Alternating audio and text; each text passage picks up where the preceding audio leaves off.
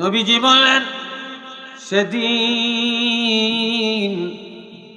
ওয়ানা আউয়ালু শাফিঈন, আমি হব প্রথম সুপারিশকারী, ওয়ানা আউয়ালু মুশাফফাঈন, আর আমি এমন রহমতের নবী, সেদিন আমার সুপারিশ সর্বপ্রথম আল্লাহ দরবারে কবুল করা হবে। তো চিল্লিয়া কোন মারহাবা। হযরত আদম নবী আর মা হাওয়া আলাইহিস সালাম একটু ভুল করলেন। قال رسول الله صلى الله عليه وسلم لما اقترف آدم الخطيئة يا ربي أسألك بحق محمد إلا ما غفرت لي। আদম নবী আর মা হাওয়া 360 বছর কান্নার পরে লজ্জায় মাথা উঠায় না, মাথা নিচু করে রাখলেন, চোখের পানি শেষ করে দিলেন, এই জমিনে পানির নদী হয়ে গেল। আদম নবী আর মা হাওয়ার চোখের পানি দিয়া আমার আল্লাহ আমাদের জন্য নেয়ামত বানাইলেন আদা। এই আদা খান না, এই আদা বানাইছি, লং, এলাচি, দারচিনি, লং, এলাচি, দারচিনি, কালি জিরা, এগুলো আল্লাহ আদম নবী আর মা হাওয়ার চোখের পানির থেকে আল্লাহ সৃষ্টি করছে। অথচ এগুলো সবচেয়ে বড় দামি জিনিস, ঠিক নেই? সবচেয়ে গুরুত্বপূর্ণ জিনিস। একদিন ফজরের টাইমে আরাফাতের ময়দানে মা হাওয়ার সাথে দেখা, 360 বছর পরে। আরে 360 বছরে একদিনও লজ্জায় মাথা উঠায় না। আর আমরা তো যেতে একটু ফরেজগার, আল্লাহওয়ালা, দিনদার, হেঁটে থায় মাথা নিচু। আর যেটা সিটার, বাটপার, ধোকাবাজ, সুদখোর, ঘুষখোর, হারামখোর, জিনাখোর, মদখোর, গাঞ্জাখোর, হেডিনে মাথা উঁচা করিয়া বুক ফুলিয়া রাস্তা দিয়া চলে। কি কথা ঠিক না? তাদের সাথে কেউ যেন কুলাবে না। অথচ আমার ভাইয়েরা রে, এই আদম নবী আর মা হাওয়া একজন আরেকজনকে পেয়ে একজন আরেকজনের গলায় ধরে, জড়াইয়া ধরে কান্নাকাটি করে। এই কান্নার ভিতরে বলে ফেললো, কি কায় আল্লাহ, এত কান্নাকাটি করলাম, আল্লাহ তুমি দোয়া কবুল করলা না। তবে আল্লাহ তোমার নামের সাথে তোমার এক বন্ধুর নাম পাইলাম রে আল্লাহ, তোমার এই বন্ধুর উসিলায় দোয়াটা কবুল করে নাও। এতেও যদি কবুল না হয় রে আল্লাহ, জীবনে দোয়া কবুল হবে এমন আশা আর করতে পারি না। আমার আল্লাহ বলে, ইয়া আদম, হে আদম, কাইফা আরাফতা মুহাম্মাদান ওয়া লাম আখলুকুহু, কিভাবে আমার হাবিবের পাইলা, আমার হাবিবের পরিচয় পাইলা, অথচ আমি আল্লাহ এখনো সশরীরে পাঠাই না। এখনো আমি দুনিয়াতে সশরীরে পাঠাই না, পরিচয় পাইলা কেমনে? কলা আদম, এবার আদম কয়, ইয়া রব্বি, এ আমার রব, লিআন্নাকা লাম্মা খালাকতানি বিয়াদিকা, তুমি যখন তোমার কুদরতি হাতে আমাকে বানাইলা, ওয়া নাফাকতা ফী মির রূহিকা, আল্লাহ আমার মধ্যে রূহ ঢুকাইয়া দিলা, ফারাফাতু রাসি, আমি আমার মাথা যখন উপরে উঠালাম, ফারাআইতু, তখন আমি দেখতে পেলাম, আলাল কাওয়াইমিল আরশে মাকতুবা, আরশের খুঁটির মধ্যে লেখা আছে, লা ইলাহা ইল্লাল্লাহু মুহাম্মাদুর রাসূলুল্লাহ। আল্লাহ, এই যে মুহাম্মাদুর রাসূলুল্লাহ, তোমার নামের সাথে তোমার হাবিব না হলে, তোমার বন্ধু না হইলে তো তোমার নামের সাথে মিশতে পারত না। আল্লাহ তোমার এই বন্ধুর উসিলায় দোয়াটা কবুল করে নাও। আমার আল্লাহ বলে আদম রে ইন্নাকা তাদিফ, এতদিন পরে নবীরি চিল্লা আর জাগা মতো মামলা দায়ের করলা, তবে দোয়া কবুল করব আশ্বাস দিলাম। আর আমার এই বন্ধু না হইলে তোমারেও বানাইতাম না, বেহেশতও না, দোজখও না। বন্ধুর উসিলা দস্য আমি আল্লাহ তোমারে খালি হাতে বিরাইতাম না, আমি তোমার দোয়া কবুল করে নিলাম। তবে এই সাথে আরেকটু দরখাস্ত সাজিয়া গুছিয়া করতে হবে। সেটা কি একটু বলে দেন। তখন আল্লাহ নিজে বলে দেন, রব্বানা যালামনা আনফুসানা ওয়া ইল্লাম তাগফির লানা ওয়া তারহামনা লানাকুনান্না মিনাল খাসিরিন।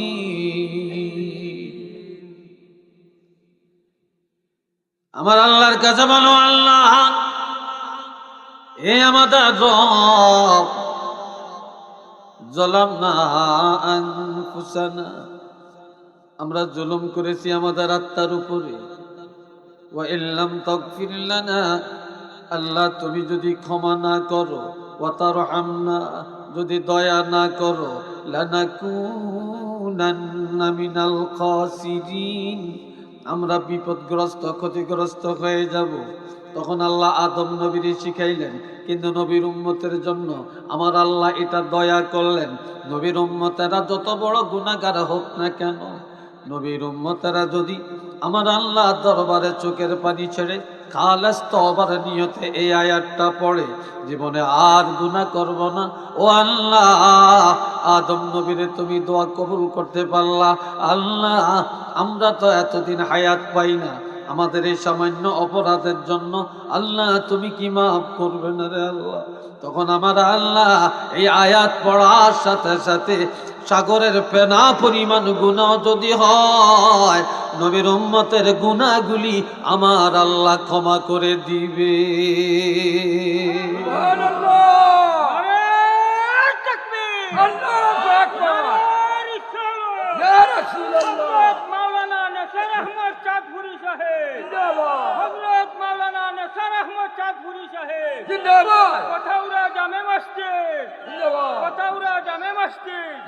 নবীজি একদিন আসরের নামাজ পড়লেন।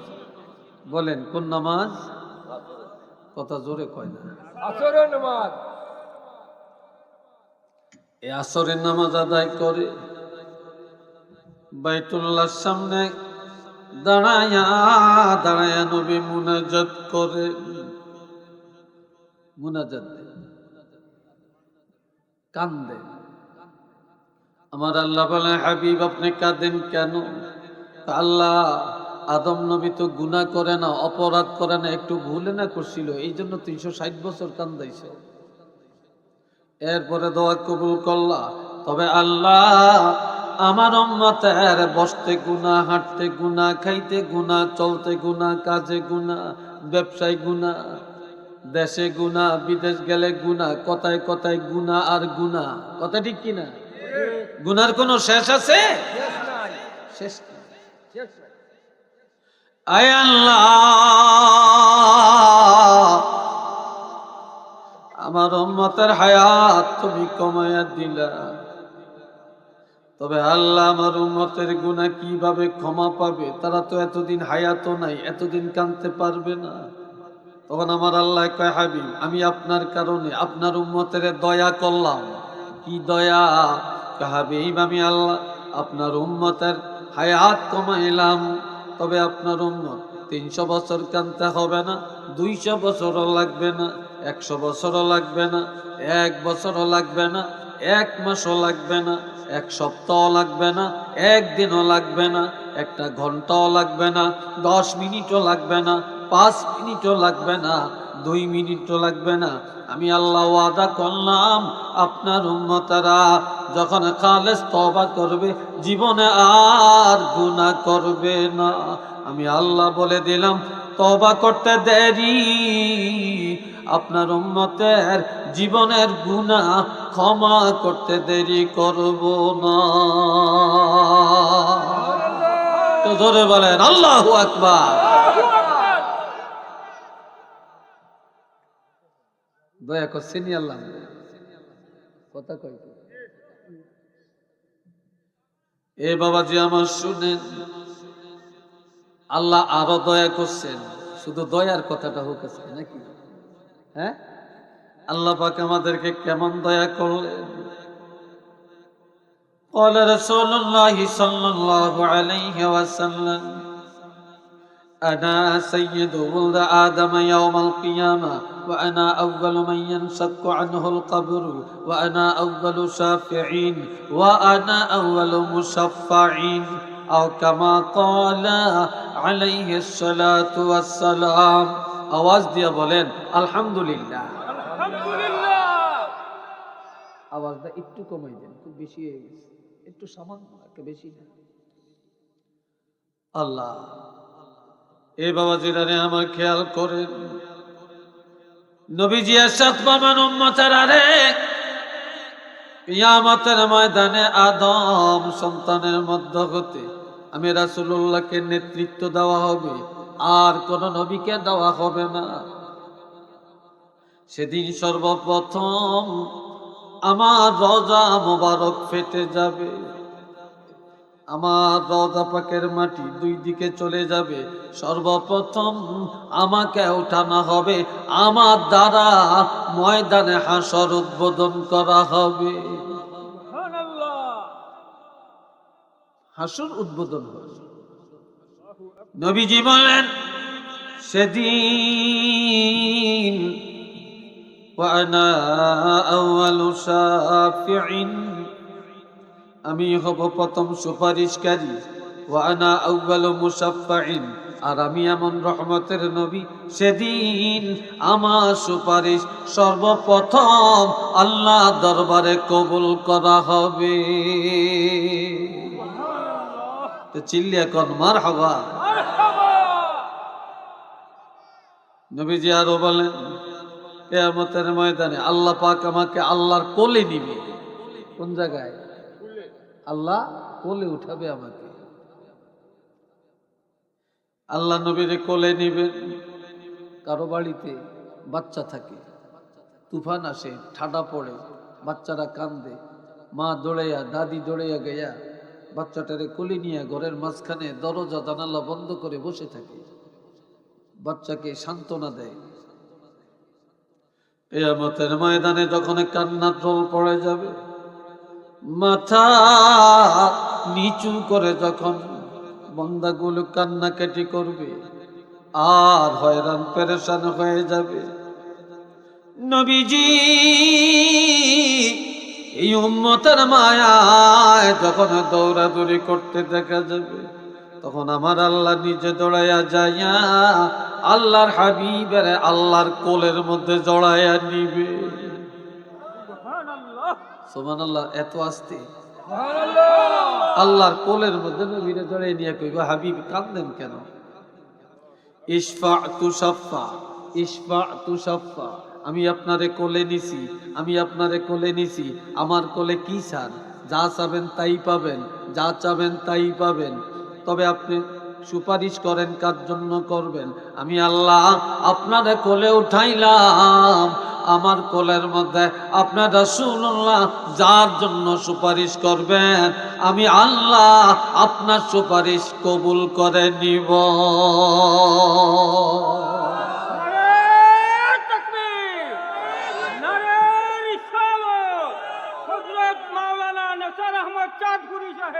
নবীর সুপারিশ আমরা চাই কি চাই না? জোরে কোন চাননি? আরো জোরে কোন চান? কারা কারা চান না একটু হাত তোলেন তো। এটার নাম পরীক্ষা। এটার নাম কি? পরীক্ষা। এই ভাইয়েরা আল্লাহ দয়া করছেন, আরো দু একটা শুনেন। আমরা নামাজ পড়িনি, জোরে কোন কয় ওয়াক্ত? চিল্লিয়ে বলেন 5 ওয়াক্ত। এ ভাইয়েরা জুমার নামাজ পড়েননি? হ্যাঁ, সপ্তাহে কয় দিন? একদিন। কি বারে? আরেকটু জোরে বলেন। মসজিদে যাননি, শুধু ফরজটা পড়েন, সুন্নত পড়েন না। সুন্নত পড়েন না। 100 জনের মধ্যে 10 জনের সুন্নত পড়ে, আর 90 জনই পড়ে না। ঠিক না ভাই?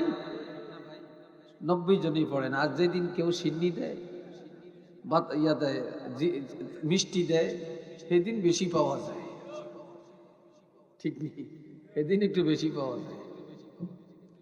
এ ভাই রানে আমার, জুমার নামাজ কোন নবীদের জমানায় ছিল না, ছিল না, ছিল না।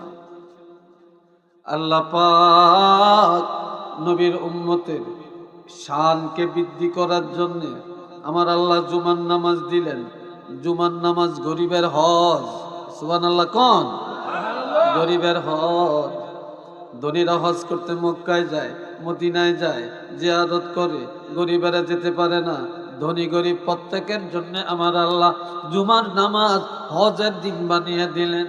আল্লাহর কোন বান্দা যদি শুক্রবারে গোসল করে, খুশবু লাগায়া, সুন্দর জামা কাপড় গায়ে দিয়া, ওযু করিয়া বাড়ি থেকে জুমার মসজিদে রওনা করে, এই লোকটা যেন হজ করার জন্য এহরামের কাপড় পরে মক্কায় রওনা করলো। যে লোকটা জুমার নামাজ পড়ে বাড়িতে গেল, এই লোকটা যেন একজন হাজী সাহেব হয়ে চলে গেল।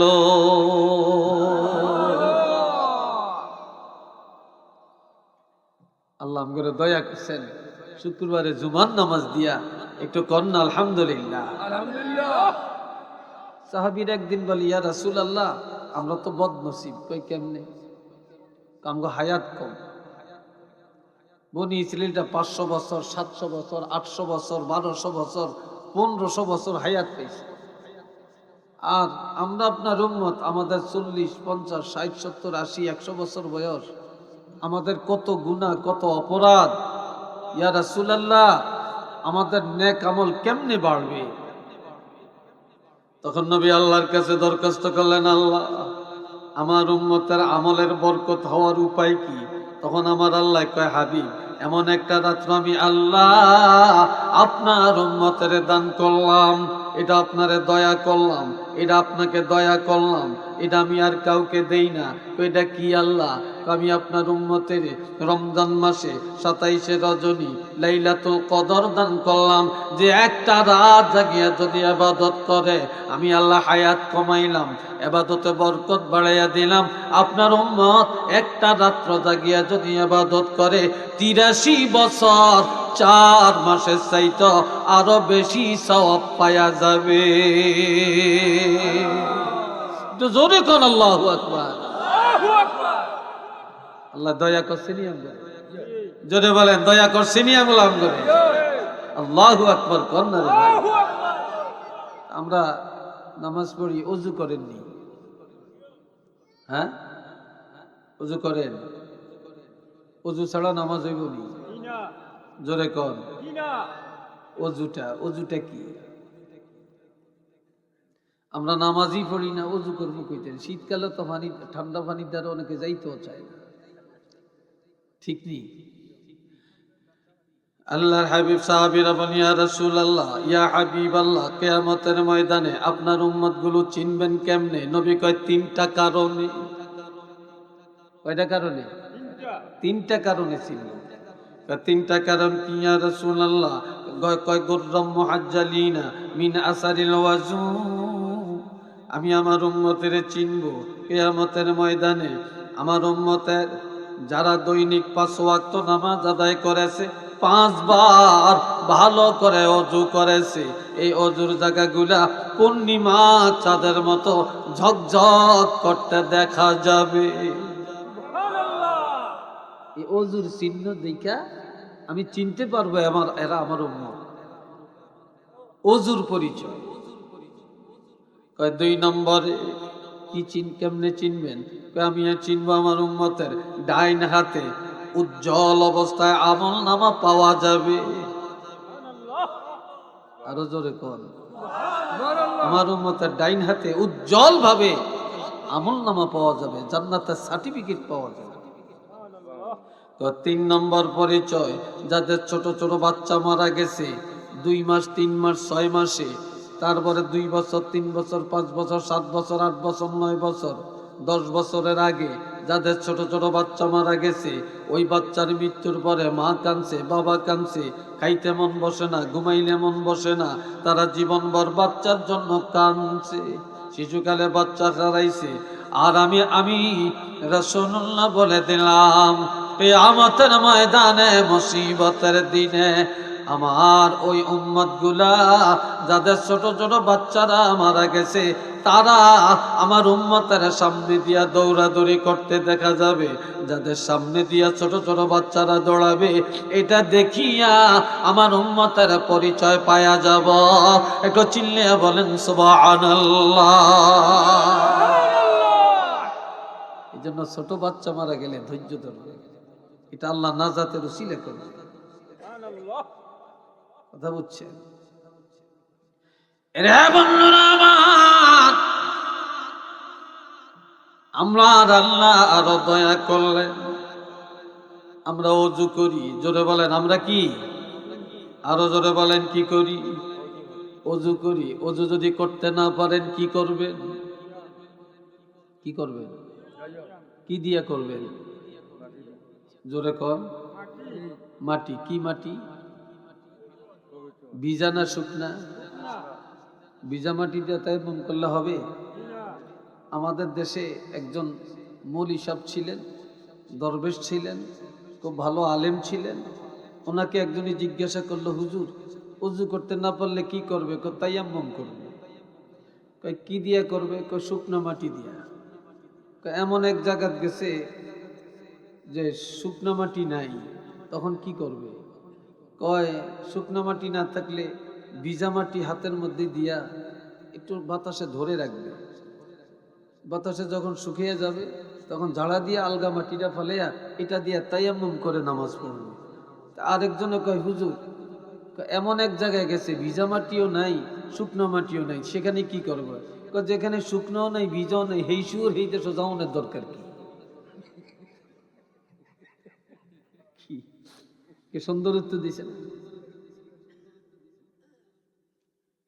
এ ভাইরা রে আমার, আজকে জেনে রাখবেন, মনে রাখবেন, কোন নবীর জমানায় তায়াম্মুম ছিল না, ছিল না, ছিল না।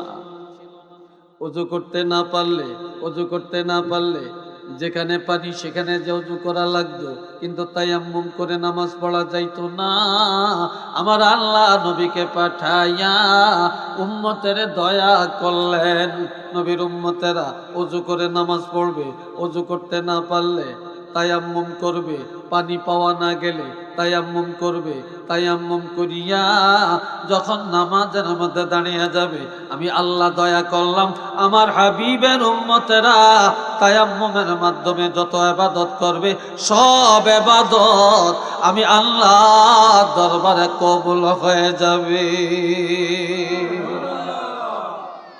ইন কুনতুম মারদা আও আলা সাফারিন আও জাআ আহাদুম মিনকুম মিনাল গায়িত আও লামাসতুমুন নিসাআ ফালাম তাজিদু মাআন ফাতায়াম্মামু সাঈদান তাইয়্যিবা। আমার আল্লাহ বলেন, তোমাদের কেউ যদি কঠিন রোগে আক্রান্ত হয়ে পড়ে, যে রোগের কারণে পানি ব্যবহার করা যায় না, আও আলা সাফারিন, অথবা সফরের মধ্যে আছে পানি নাই, অথবা পানি আছে রোগের কারণে পারে না, অথবা আও জাআ আহাদুম মিনকুম মিনাল গায়িত, তোমাদের মধ্যে কেউ যদি পায়খানা করে, পেশাব করে আসে, বাথরুম সেরে আসে, এখন ওযু করবে, পানি নাই, অথবা পানি আছে রোগের কারণে ব্যবহার করা যায় না, আওলা মাসতুমুন নিসাআ, অথবা স্বামী স্ত্রী একই বিছানায় রাত কাটাইছে, গোসল করা ফরজ, এখন পানি নাই, গোসল করতে পারে না, এখন তারা নাপাক। এই অবস্থায় তোমরা নাপাক থাকবা, আমি আল্লাহ চাই না। তোমরা বেনামাজি থাকবা, আমি আল্লাহ চাই না। তোমরা কোরআন থেকে দূরে থাকবা, এটা আমি আল্লাহ চাই না। তোমাদেরকে আমি আল্লাহ দয়া করলাম আমার হাবিবের উম্মত হওয়ার কারণে, তোমরা পাক শুকনা মাটি দিয়ে তায়াম্মুম করে নামাজে দাঁড়িয়ে যাও, ইবাদতে দাঁড়িয়ে যাও, কোরআন তেলাওয়াত করো, জিকির আজকার করো। আমি আল্লাহ ওয়াদা করলাম আমার হাবিবের উম্মত হওয়ার কারণে আমি আল্লাহ তোমাদের ইবাদত কবুল করে নিব।